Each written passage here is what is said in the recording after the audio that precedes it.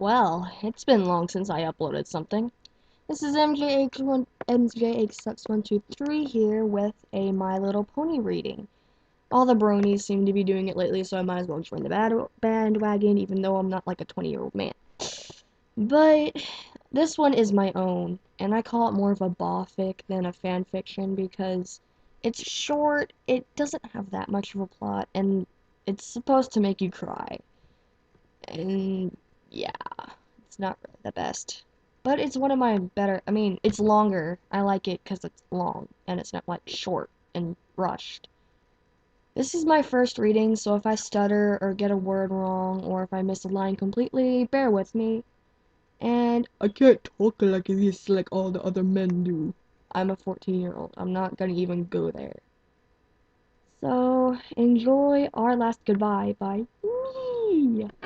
And by the way, I will be clicking, so just get used to that because I have to scroll down and everything. So yeah, Our Last Goodbye by MJH Sucks. It had been so long, so very, very long. 10 years. For 10 years, she had been a hero. She had defeated Discord with her friends, she beat Nightmare Moon, she was Celestia's student. For 10 years, she had been Twilight Sparkle. But all heroes dim from one's mind. Ponyville wasn't dark and gloomy as you expected. Everything was normal, and if not beautiful. Ponies, once fillies and colts, earned their cutie marks and were helping around Ponyville, maybe even Equestria. New, tiny foals trotted around the town, always wanting their cutie marks. Always wanting time to pass. Always wanting to grow up. The gang had done some growing up as well. Rainbow Dash finally achieved what she had always dreamed of. She was part of the Wonderbolts, now named Lightning Strike. She had gotten the notice one day when looking through her mail. She was overjoyed, and bragged to every pony she could find. She had said that the Wonderbolts had stated that after many encounters and viewing absolutely stunning performances, in 3 weeks her suit would come in, and the meeting was next month. At first, her friends were elated. Pinkie Pie, joyful as always, threw a giant party. Every pony soon got the news, and there was a major celebration that even Celestia herself attended for a short time. After the celebration, however, the Wonderbolts was all Rainbow Dash could think of. She never changed the subject, nor got the drift when her friends inched towards another subject. Pinkie Pie always supported her, however. She was Rainbow Dash's true friend, and followed her around, almost like a pet. 2 weeks had passed and she still bragged continually about how she was going to be the best flyer in Equestria. If I already wasn't, she'd remark. However, Pinkie Pie left her side as well, and all she could talk to was a picture on her desk. It had the Wonderbolts flying and doing stunts in an amazingly captured picture. The day when Rainbow got her uniform she went off to her first meeting, she went to go find her friends. But none came. They had grown weary of Rainbow's bragging, sure, but to abandon her completely? Rainbow Dash left that day, teary-eyed, and never came back. Now she has retired, her middle age catching up to her. She refused to answer as Rainbow Dash. She would, and always would be, Lightning Strike. She had been the leader. She had been given that name. She never went back to Cloudsdale either. All the Pegasi there weren't enough for her. She had to be with real Pegasi. She was middle-aged, worn down, but by Celestia, she was the best. Other ponies never seemed to realize that. Pinkie Pie mourned Rainbow's loss. She never left Sugar Cube Corner for days. The days turned into weeks, and the weeks turned into months. Her friends tried to contact her through Mr. and Mrs. Cake, but they simply said that she wasn't home or off on an errand. The girls didn't know who she was trying to fool. They had all known that Pinkie Pie had left without what felt about Rainbow leaving. She was hysterical, and for a while she just pushed away the fact that her best friend was gone. Before a week of her disappearance, she had thrown one of the biggest parties she had ever thrown. No one knew the theme of the party, and just shrugged it off as Pinkie's randomness. But the party was too big for no theme. She had invited every single pony she could find, even tourists who were merely staying over the night. She seemed too cheerful, almost to a point where it was clear that she was forcing it. Her hair was too puffy and too tangled, the party preparation was poor, everything had been unorganized, and the little things, the streamers, the confetti, the sweets, weren't there. The only ponies who really noticed were her friends, and possibly the ponies who had lived there for a while. It was forced enthusiasm. She was forcing the bad memory from her mind. After the party, Pinkie Pie disappeared in what people have said, the basement of Sugar Cube Corner. One day, the girls agreed to sneak into Sugar Cube Corner. Mr. and Mrs. Cake had gone out to get supplies and had locked the door. Twilight used her magic to open the windows and the girls snuck in. They were sure that she was somewhere in here. Where else would she go? Applejack heard music. No, 3 tracks playing at once in the basement. One sounded classical, one a rock song, and another singing. The girls rushed into the basement and screamed at what they saw. The basement was bright pink, streamers covered every inch of the floor, and confetti covered the thin, pale, and lifeless Pinkie Pie. Her ribs were clearly showing, dark rings around her eyes. Her eyes were wide open if they were forever glued open. Her mouth was curled into a wicked grin. The singing they had heard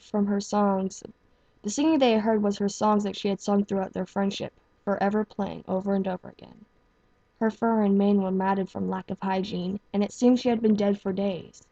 She was forever partying. Fluttershy had been looking after her animals for her whole life, so she wasn't surprised when Canterlot gave her the notices about her being able to be a veterinarian. Fluttershy had grown cautious and paranoid since Pinkie's death, and instead of cowering, she was ready to fight back. Whoever wanted to hurt her friends or herself, they could go for it, and it would not end well. She had visited Applejack, teaching her how to defend herself by bucking. She spent all day learning how to buck, only coming home to take care of her animals. She didn't visit the other ponies much anymore, not even Rarity. Although with Lightning Strike gone, she had no one to teach her the best way to fly. She still had a Pegasus friend, but Ditsy-Do was too derpy. Soon she gave up on learning how to fly correctly and isolated herself in her home. She never was isolated as Pinkie, but she rarely came out. Rarity, missing her good friend, attempted to visit her. As she knocked, the door was bucked open, nearly smashing into Rarity. Fluttershy had seemed brainwashed. Everyone was out to get her, and her friends. Even if Pinkie died on her own time, someone had to be responsible. Someone always was. That's how it worked. Fluttershy recognized her old friend, but even with Rarity, her now bloodshot eyes darted to watch her every move. They had a fairly serious tea party. All the animals had doubled, and loved Fluttershy even more than usual. With all the extra attention, and since Fluttershy seemed to go back to her old self around them, they adored their mother even more so. As they sat, Fluttershy went off to tend to her animals. Rarity waited, and she was patient, but it had been an hour. She understood that Fluttershy must have eons of animals, but Rarity was her guest, and she should be treated like one. Her haughty nature getting the best of her, she walked to where Fluttershy was tending her rabbit Angel. Fluttershy seemed lost in her task of feeding the stubborn bunny. Rarity waited behind her for a while, hoping that she'd notice her at least. Finally, as she coughed, Fluttershy snapped. She had clearly not sensed Rarity coming, and bucked furiously. Rarity was able to dodge, but with a terrified yelp, she ran back away. Fluttershy turned around, her eyes filled with hatred. She kept calling Rarity a murderer, and kept bucking. Rarity tried to reason with her, but it was no use. Fluttershy backed up Rarity into a corner, and all Rarity could do was teleport. She never went back. Eventually, Fluttershy left Ponyville with her hundreds of animals to Canterlot. Rarity is confused about Fluttershy's strange actions. They were best friends, the perfect match.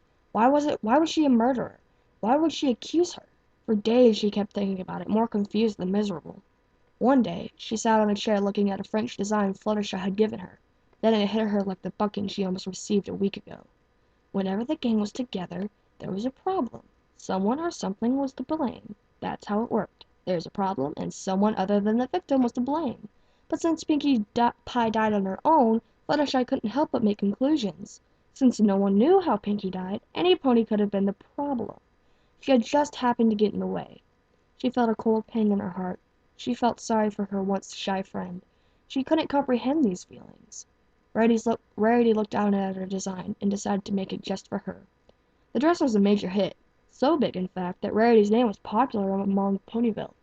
Rarity's dream had come true, or at a start at least.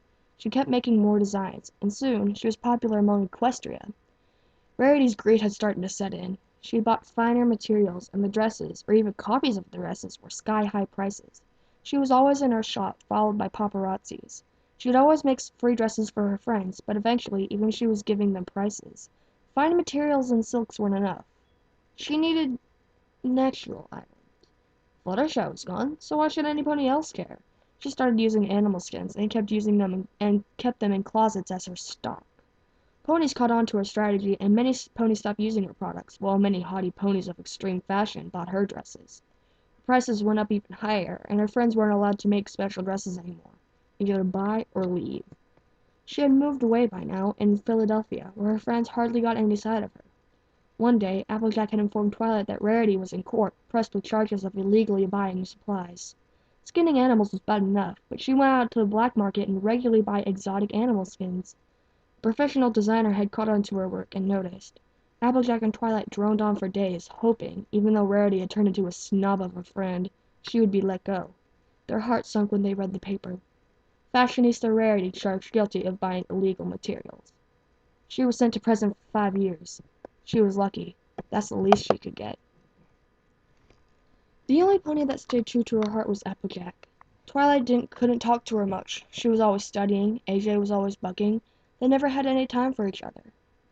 10 long years had passed since their disappearance of her best friends in the world. Depression was heavy upon them, and even though other ponies felt their loss as well, they would get over it. They couldn't.